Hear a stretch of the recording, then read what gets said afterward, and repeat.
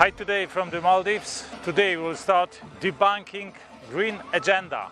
In the first part of the series, we'll talk about the rising sea levels and the potential catastrophic consequences of it. See you after a short break.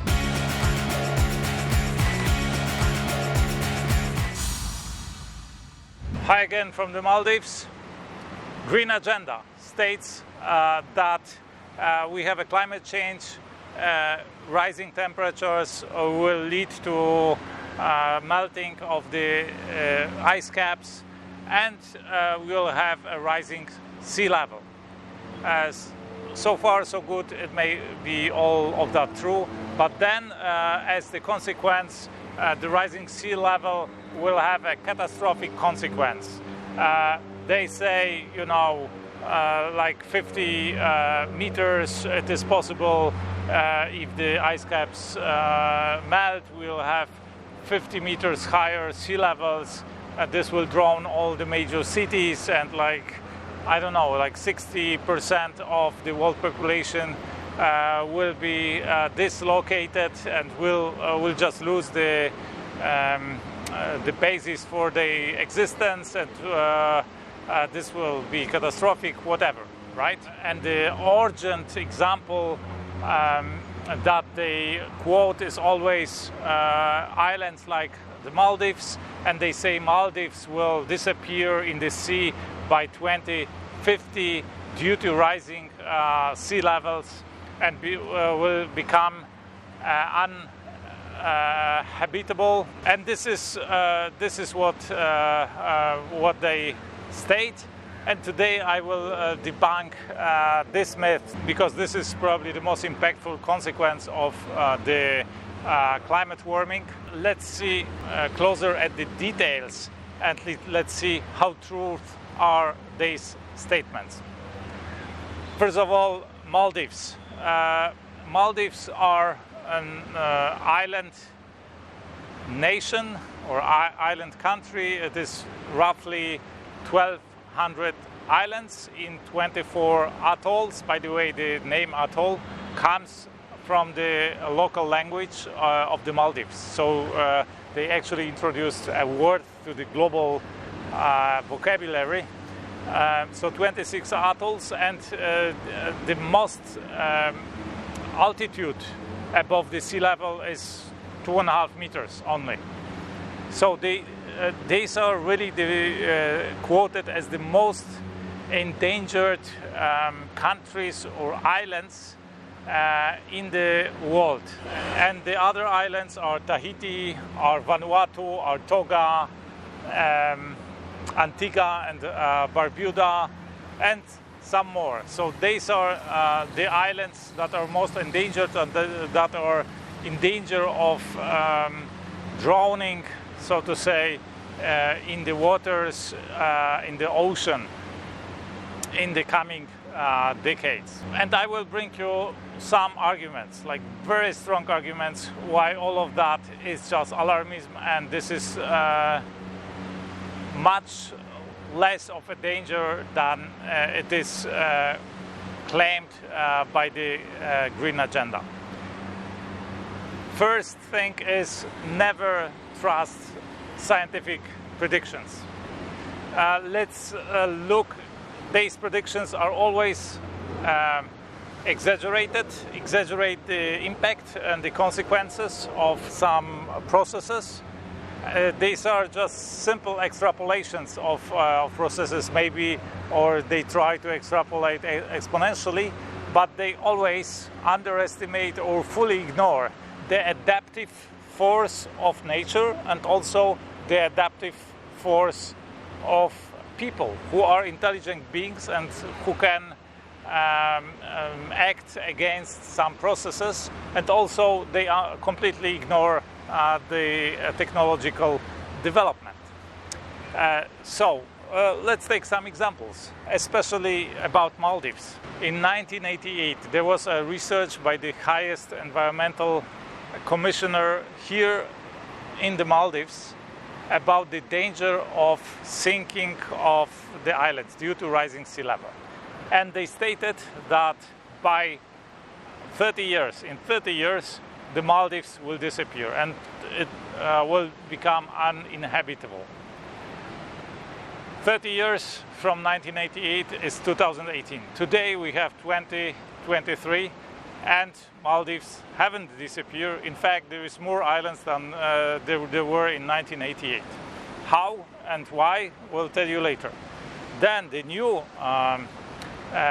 research that they provided, the new study, stated that even faster, by 1995 or something, the seawater will drain or will mix with the sweet water, and that's why the islands will become uninhabitable. And it was this prediction was made when the population was 200,000, the population of the Maldives. What happened? Today, 2023, the Maldives are inhabited, and the population is better off than ever.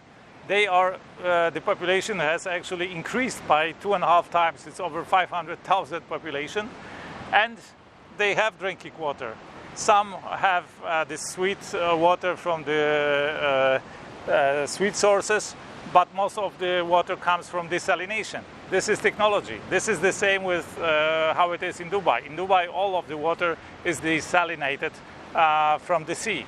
So you can have water without having sweet water sources. You can have it thanks to modern technology. And now 2020, an IPCC report came out that again in 30 years, roughly 30 years, by 2050, most of the islands will become uninhabitable. They will sink in the sea and so on and so on. So 35 years later, they again claim in 30 years the islands will disappear and so on. So if you trust the scientific predictions, all of that around me shouldn't exist because it should disappear by now, right? And now they're claiming the same again in 30 years. And then we can see how exact IPCC reports are. You can see from the predictions from the past. In 1990, the first report about rising sea levels came out from IPCC. And they claimed that by 2040, you will have an annual rise of sea level by 3 to 7.5 millimeters per year. So from 3 being the lowest possible to 7.5 millimeters per year. What happened? It actually, by today, the average annual rise of sea level, we have a very exact measurement due to the satellites, is 3.3 millimeters. So it's on the lower band, so to say, of IPCC prediction. So if they predict something at the max will be the lowest band of the predictions. Now they predict in 2023, they predict we'll have rise in sea level by to the end of the century, by 2100. We'll have a rise of sea level between 61 centimeters to 1.1 meters. So it's not 50 meters. Not even the worst prediction by IPCC is 50 meters. It's 1 meter at most, 1.1 meter. But keeping in mind the past predictions, you can bet it will be on the lower band, being 60 centimeters till the end of the century. So in 77 years, 60 centimeters. So we have right now an average rise of 3.3 millimeters per year. And they predict it will be for the rest of the century 8 millimeters, maybe 14 millimeters. Right? What happens then? You can you can ask yourselves, will it be catastrophic if the sea rises by that level? And here we come to the second argument. Maldives are coral islands. It means these are coral atolls.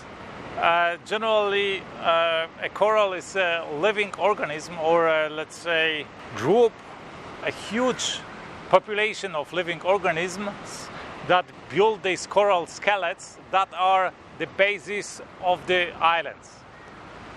And corals can grow up to, depending on the species, these hard corals. I'm not talking about the soft corals. The hard corals that build the stones like that.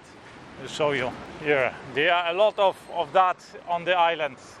So they are, it is on the beach. You can find billions and billions of these skeletons, coral skeletons, and the islands are built of these generally of the stone, of the of the material built by the living organisms earlier that died later of the corals. And these organisms, they grow up to 20 centimeters per year, depending on the species. So a rise of the sea level by 8 millimeters, or let's say even 14 millimeters, this is not a problem for corals. They will grow to the up to the surface, and they will still keep the island afloat. Actually, they can even by that phenomenon that they could theoretically make the islands bigger, right? Because they always grow at the edges, further and further into the sea, right? So this is theory, but what is the reality? The reality is there is a study here in the Maldives stating, this study was made in 1990s, I guess, stating that in the last 60 years the islands naturally grew by on average 6%. So they are not disappearing, they are getting bigger. This is the reality, despite the rising sea level. Now you can say, okay, but not all endangered islands are, of course, coral islands. They are islands of volcanic origin. They are islands that are just rocks. So what happens to them? Will they be engulfed by the sea? And here the argument is, first of all, the misunderstanding that a land can't exist under sea level. And we have great example of a land that exists under sea level for hundreds and hundreds of years. And this is Netherlands, right? Netherlands is several meters under the sea level, and they flourish. The land flourishes, and actually in, I guess, 17th century, 18th century, this was the most powerful country in the world. And they manage it through technology to keep the water, the sea away from the land, and they are known for great agriculture, for fruits, and so on and so on. So thanks to technology, you can have a land under sea level. You just need to establish, to build dikes to keep the water away. And this will function. You can have a flourishing industry, a flourishing farming, agriculture, everything works. This is technology. This is what has been done in Europe for hundreds and hundreds of years. It is working. And especially if the sea levels rise by only millimeters per year, this is something that you can counteract with technology. The fifth argument against this blue agenda thesis is a technological one again.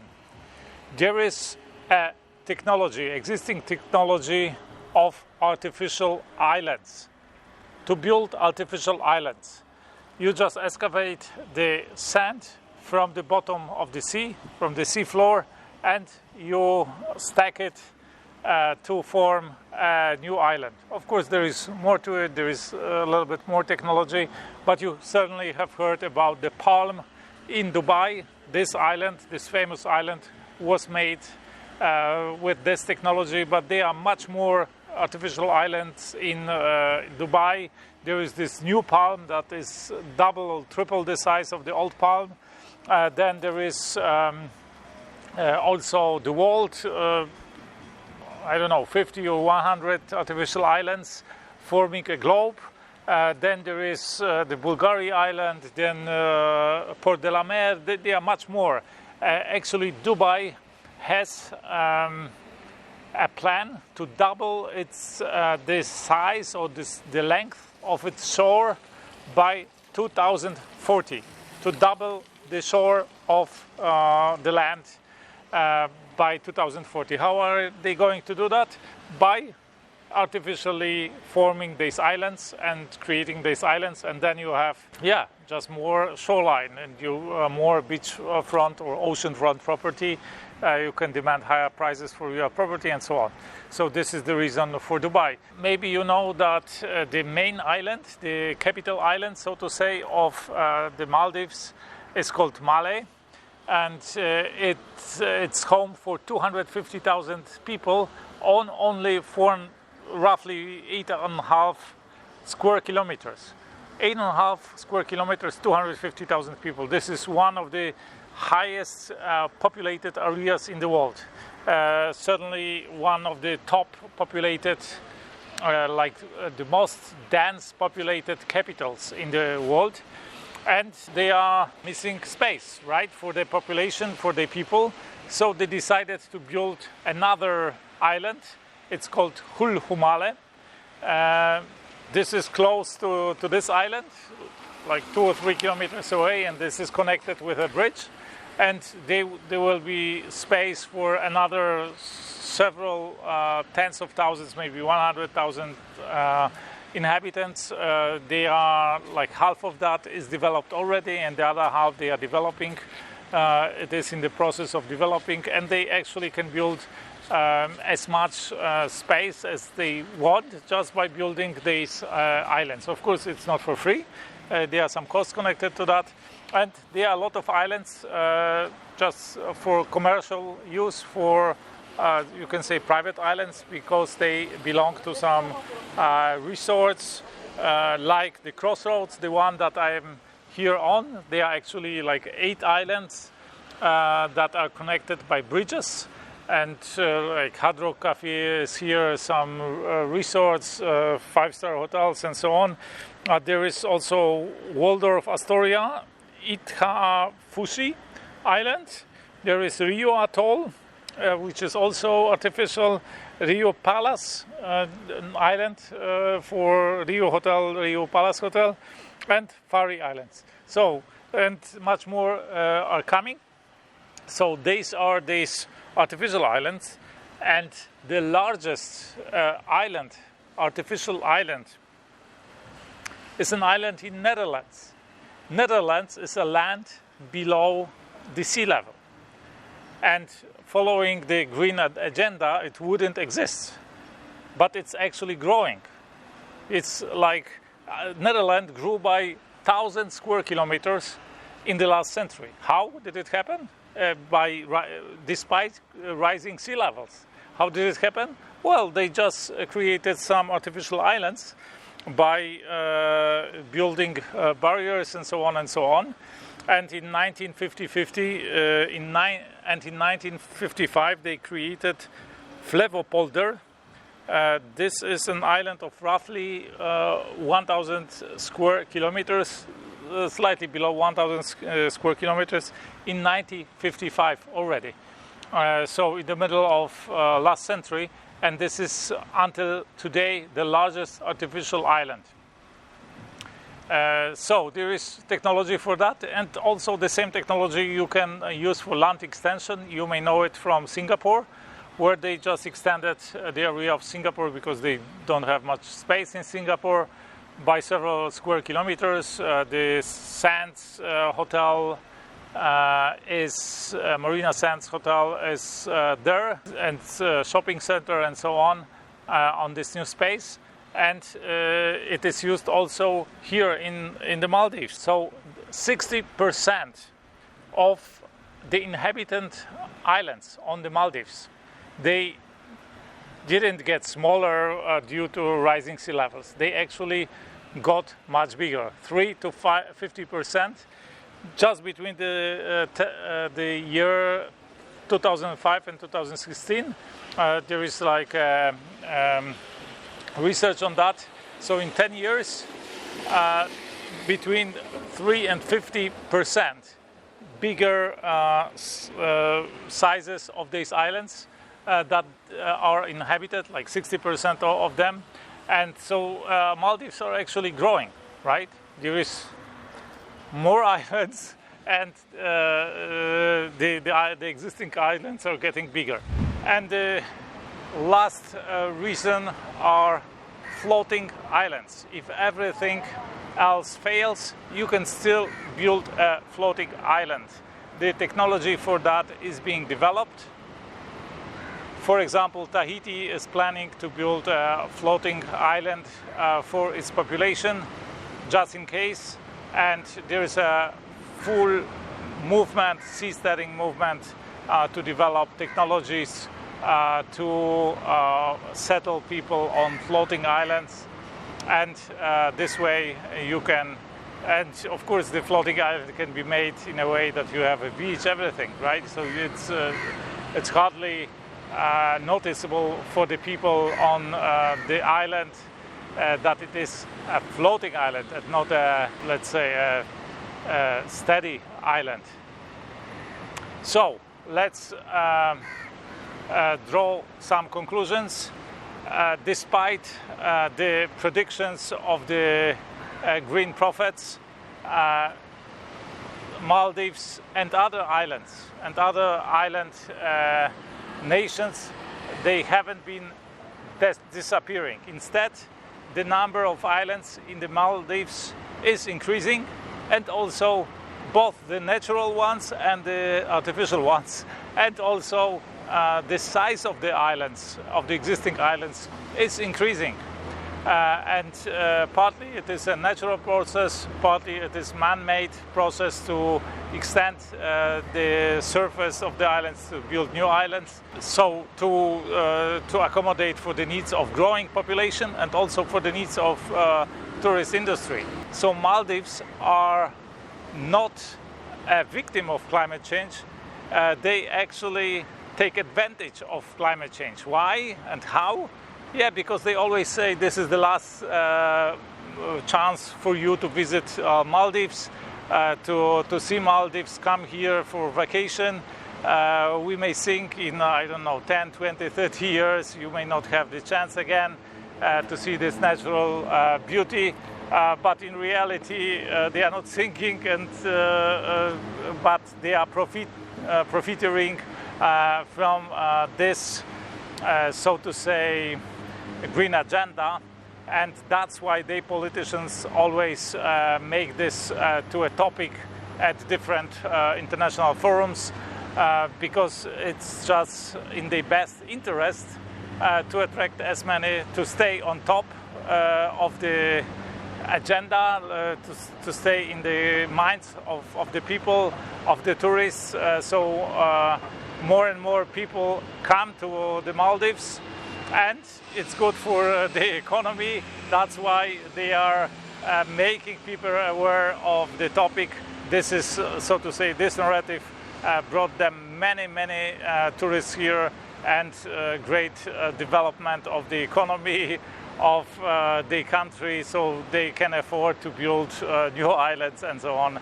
And so on. I wonder what is your opinion about that topic, about the rising sea level and how to cope with that. Leave your comment down below. I hope you like this video. If yes, give me a thumb up. If not, of course, thumb down. Subscribe if you haven't. Share this video with your loved ones, with your friends. I talk here a lot about economy, about how the world works, how the best entrepreneurs in our times, the self-made billionaires, act and think. And I talk about money, about cryptocurrencies, sometimes about business. So if you like this video, you will certainly like my other videos. I invite you to watch them. That's it for today from the Maldives. I wish you a fantastic day. Let's do something extraordinary today.